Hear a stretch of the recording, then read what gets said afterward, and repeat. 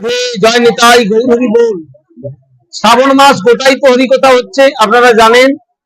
আজকে 14 তারিখ বিশেষ সৌভাগ্যবশত শ্রীগুরু পাদ পদ্ম ভাগবত বক্তা রাধাকুণ্ড প্রবাসী নিবাসী পণ্ডিত প্রবর শ্রীল শরৎকৃষ্ণ দাস বাবাজি মহারাজের পদার্পণে আমাদের এই চৈতন্য মহাপ্রভু পরিবার আজকে ধন্যাতি ধন্য হয়েছি। আমরা ওনার মুখোদ্গীর্ণ অমৃতময় গৌর কথা শ্রবণ করবার দুর্লভ সৌভাগ্য লাভ করলাম। আগামীকাল 15 তারিখ আরো এলাকাবাসীর ভক্তবৃন্দ, দূর দূরান্তের ভক্তবৃন্দ সবার চরণে কৃতাঞ্জলি পুটে বার্তা দিচ্ছি, আপনারা আসবেন। এই মঞ্চে সকলে এসে এই সুন্দর হরিকথার আসরটিকে অপূর্ব এক মধুময় বৃন্দাবনে পরিণত করবেন, এই কামনার সাথে সাথে আজকে আমাদের ঘোষণা শেষ হলো।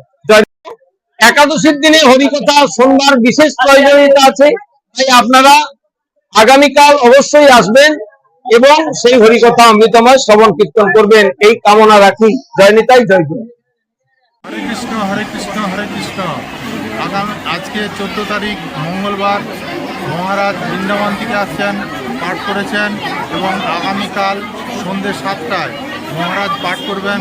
আমাদের এলাকার যত ভক্তবৃন্দ আছে অবশ্যই আপনারা এই ভাগবত কথা শুনতে আসবেন। বৃন্দাবন থেকে মহারাজ আসছে, উনি দুদিন এসেছেন, আজকে হয়ে গেছে। প্রচুর ভক্তের সমাগম আজকে, আর এখানে আগামীকাল উনি পাঠ করবেন। অবশ্যই আপনারা আসবেন, যদি পারেন ভিডিওটি শেয়ার করবেন যাতে প্রত্যেক ভক্তের কাছে পৌঁছে যায়। উনি কাল